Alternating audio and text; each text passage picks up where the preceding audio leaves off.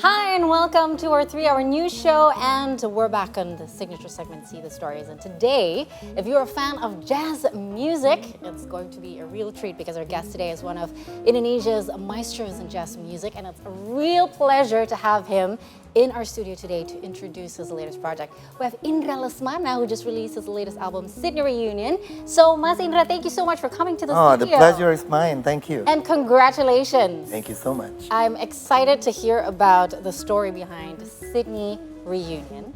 Because I heard that all of the songs were recorded in Sydney, right, at Rancom Studio. Yes. Can you tell us the story? What made you want to do Sydney Reunion? Is it a special place in your heart? Yes. Well, first, maybe some people don't know that I sort of like did all my high school and diploma studies at the Sydney Conservatorium of Music. And that was back in the early 80s. And that's how I met so many musicians, played with them, made a band with them, and actually had a music career in Sydney. So when I came back to Indonesia, I sort of like got busy with my own stuff, and I couldn't really get into the reunited with all my friends. So to cut the long story short, I came to Sydney, Australia in March with my family, and then I met all my old friends again, and then we decided to record an album. And so after came back to Indonesia, I wrote some new music, and then we connected through just chatting group and exchange songs and all the stuff that I wrote, give all the charts to them, the demo, and then they also contributed some songs, and we came back to do the reunion album in May. So I came back to Sydney, Australia in end of April. Yep. To also did a performance of International Jazz Day with an old friend of mine from the Conservatorium of Music, and did a recording at Rancom Studio. Oh, that's really nice. So how many friends did you get to involve in the entire, This album is only a quartet. Okay. There's a reason for that. First, the bass player, Steve Hunter, that's an old-time friend. We had a band together, Nebula. We released an album back in the 80s called No Standing. So that was one of my longtime musician friend that I play with. And another one, Dale Barlow, who plays the tenor saxophone in the album and also some flute. He was in a band with me, and the band's name at that time was Children of Fantasy. That was back in 1982. We actually toured Indonesia at that year. So, and then the drummer is Andy Gander. Andy Gander is, I never really had a band or had a chance to play with him, but I was actually growing up with him, admiring his playing because he was one of the most well-known young monster. Monster, you'd say. Yes, he was an incredible drummer. So yeah, that was it. And Andy played also with Steve along, so we just got together and let's do this reunion. Wow. So this is an album after 42 years. After 42 years of not playing together. It's a long time coming. Out of curiosity, how many bands did you have before you moved here back to Indonesia and set your career here in Indonesia? I was in a band with my dad, my late father, Jack Lesmana. It's called Jack and Indra Lesmana Quartet. I had Nebula. And I was in a band with different kind of format of music. It's called Women and Children First, which is like a jazz avant-garde music. I think that's the only bands that I was very active with. The rest is just like school bands. I heard this is actually your 100th album. How do you feel about this? Kind of. This is a milestone. This is I know. the 100 album. I sort of like couldn't believe myself because what I've been doing throughout my life is just writing music and release the whatever that I make. So I never count them, and I lost count of them. So I'm happy that my wife and the whole family are helping me to archive my music so they know exactly how many songs that I've written and how many releases that I have released. And then I was told this is my 100th. That was crazy. I'm very excited about it. Well, I'm excited to hear this. Speaking of technology, right? One of the best things about technology is how efficient you get to work nowadays. I mean, Right. like you recorded in late April, early May, and now it's October and it's already released. So, could you share with us the experience of recording in Sydney with your friends? Because is it this one thing I'm always curious is that usually now you can record layers in music, right? But as a jazz musician, do you guys record as a band? Yes. Live recording, or is it layers as well? Yes, it is live recordings. Like 80% it's live, or maybe 90%. So this is how we did it. First, we rehearsed the music first before we go into the studio. I think we got into the rehearsal studio for twice. Yeah, we rehearsed the songs twice because we had to record 10 songs. So we rehearsed the first 5 songs in first day and then for the next 5 songs on the second day. We got into the studio. First, we know the music already. Second, we were in a very nice environment studio. They had a nice piano in a nice room. And we had a really good sound engineer. Very important. Very important.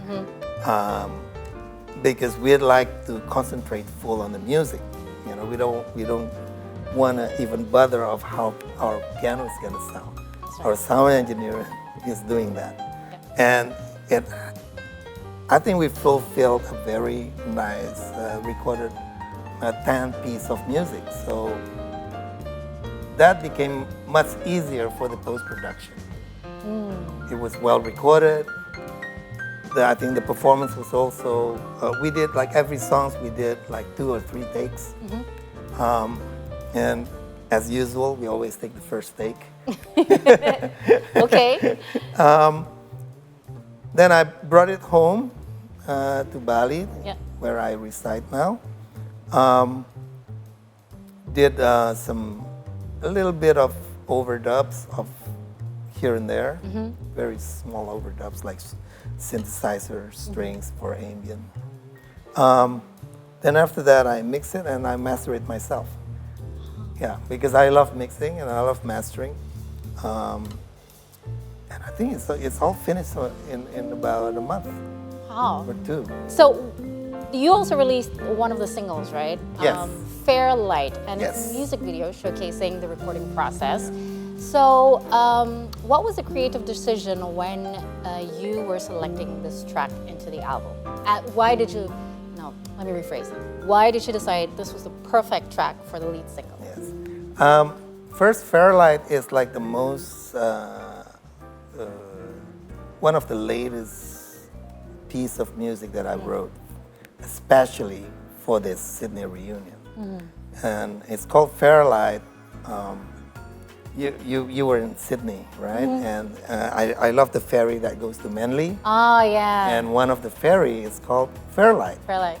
So when I took a ride with the family, when first visit in March, after quite a while, we were in a Fairlight ferry, and that's why it's called Fairlight. So it represents sort of like the feeling of Sydney. Sydney. Yeah. So yeah. Yeah. And the song itself is very, I think it represents the whole feeling, not just of Sydney, but the whole reunion feeling of us.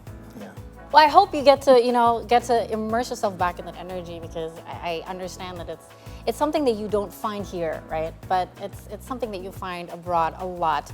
But here's I think a very interesting question is, you grew up in both Indonesia and Australia. Right. And it just so happens that this year is the 75th anniversary of the diplomatic relationship between Australia and Indonesia. Yes. And with you actually having a Sydney reunion album, and you just recently launched it in Sydney, how does it feel, having grown up in both countries, having Right. friends and family probably in both countries, for future generations to be able to immerse, in the friendship as well in those two countries?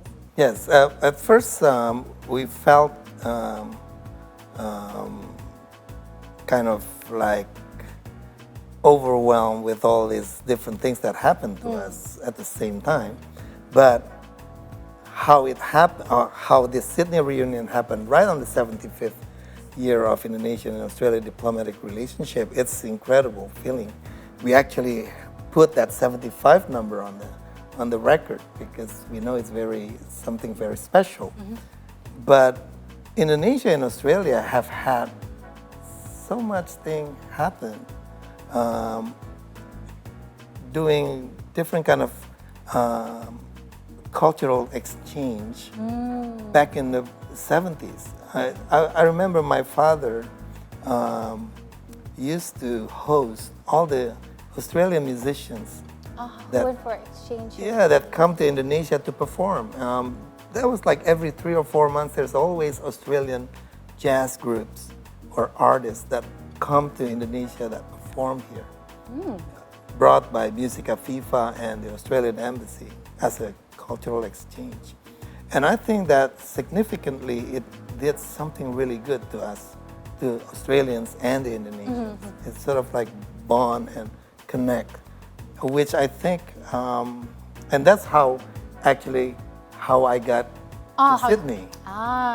Because you've met so many Australians. There's so many Australians, and so when I did the audition at the Conservatorium of Music with all the teachers that teaches at the Conservatorium of Music, who came to Indonesia before and became friends with my father. So when I got the scholarship and the whole family moved to Sydney, I think that's also because of the connection that we already built. So it's very important for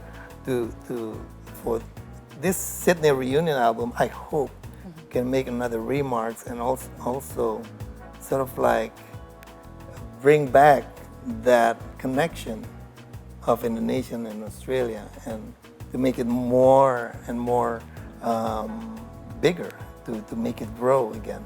Wow, so it has to be both Indonesian and Of Australian course, because you represent both, right? Represent both. But speaking of jazz music, we've spoken about your background, but you have made a solid career for yourself here in Indonesia as well. In your journey here in Indonesia, what do you think about the genre of jazz itself in Indonesia? Is it as immersive, or is it growing in terms of audiences, and what do you think about it now? Well, it's sort of tricky to answer this question. First, of course, Indonesia has so many great talents. We have incredible young musicians who play really well, and we have some schools now that can actually teach us jazz. So on that side, it's really good, and they create some music. I keep listening and try to find new sound of Indonesian jazz in the digital platform. So on that side, it's really good. But on the other side, we've been having so many jazz festivals that aren't really jazz. So we need to also educate the audience that most of what's jazz and what can be categorized as jazz. Of course, jazz is it has an open spirit of everything, because we know jazz can actually fuse with all different kind of music. But there are also different kind of subgenre of jazz. Fusion, contemporary jazz, big band, traditional jazz, modern jazz, bebop, hard bop. All this jazz subgenre would be very important to be part in a festival of jazz, if you want to call your festival jazz festival.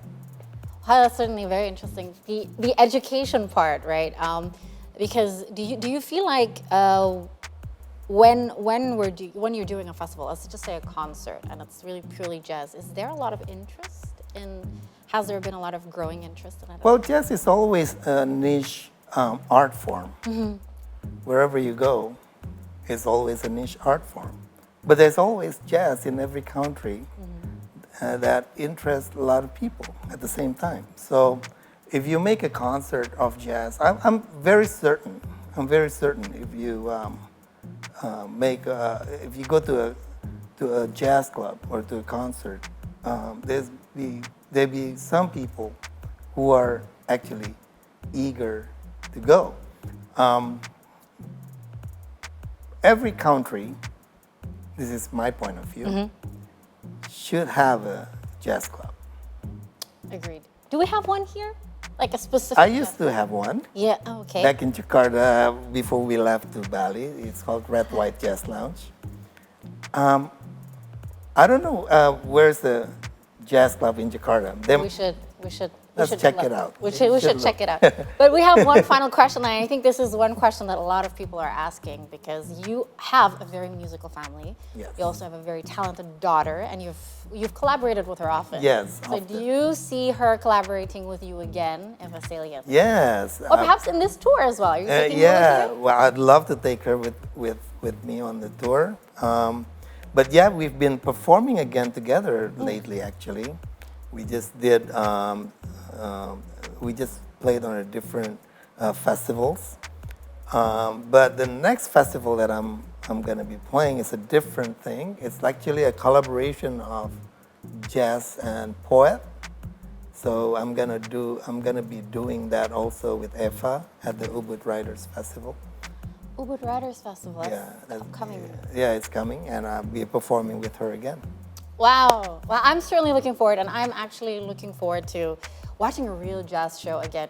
So I hope you will come to Jakarta really, really soon, because unfortunately I don't know if I can come out as soon as possible, but the immersion of watching true skilled musicians is the ultimate jazz experience, and I think not enough people in Indonesia gets to truly experience the real, this real vibe of musicians being able to improvise, that's the beauty of jazz. I wouldn't be able to do it, but when I see jazz musicians play, it's like, where do they get all these ideas of doing this and that and this and that, and I think it's really amazing what you've been doing. It's so good to hear you appreciate that, because that's what jazz is all about. And that's why it is a moment when it's being recorded, and when you listen to it live, it may not sound exactly the same.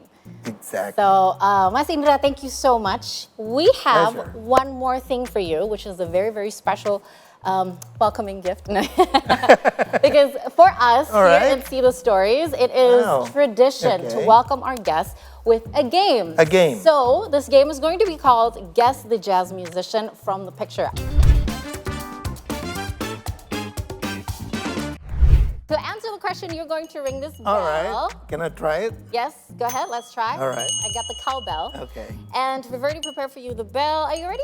Yes, okay. Okay, so this, we're going to take a look at the plasma right here. All right. Because they are going to show us clues of pictures. All right. All right.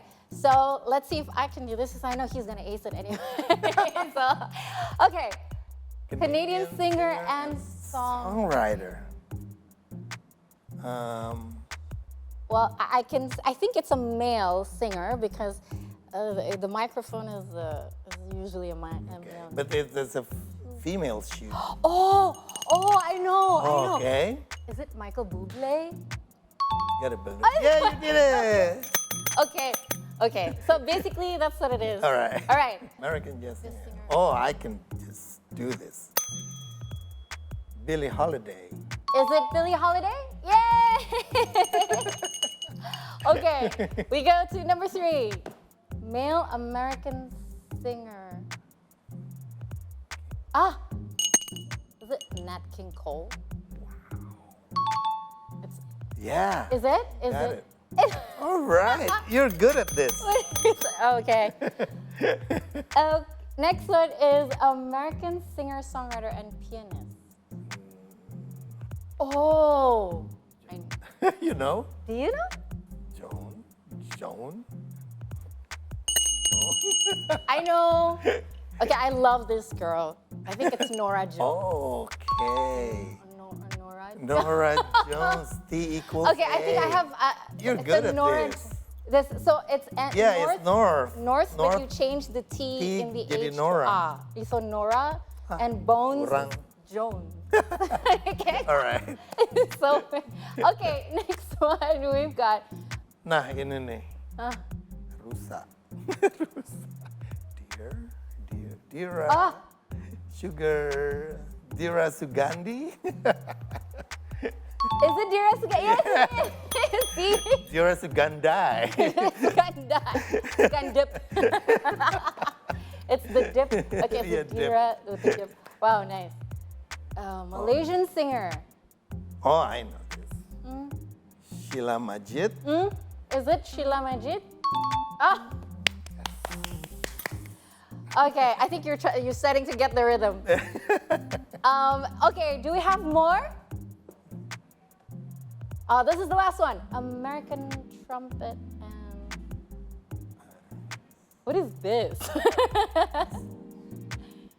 Trumpeter? American trumpeter?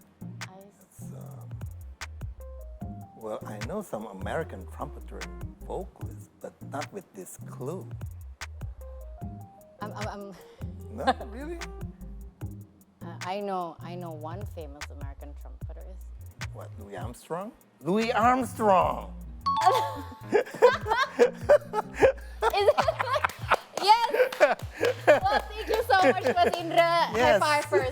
Thank you so much for joining us for this game. I hope you had fun with this. I had a lot of fun. And I think you get to do some trivias like this with your friends and family and Yeah, yeah. It'll be fun, right? Yeah. Well, thank you so much, Ms. Thank Indra, you, and Kai. all the success. And we cannot wait to have you come back to actually perform a song or two here in the studio. It Why would not? be lovely. It's a nice room. Well, thank you so much. Thank you. So there you go. We have just wrapped up our interview with Mas Indra Lesmana. And for you who want to hear one of Mas Indra or Indra Lesmana's song in the new album Sydney Reunion, let's listen together his song Fairlight.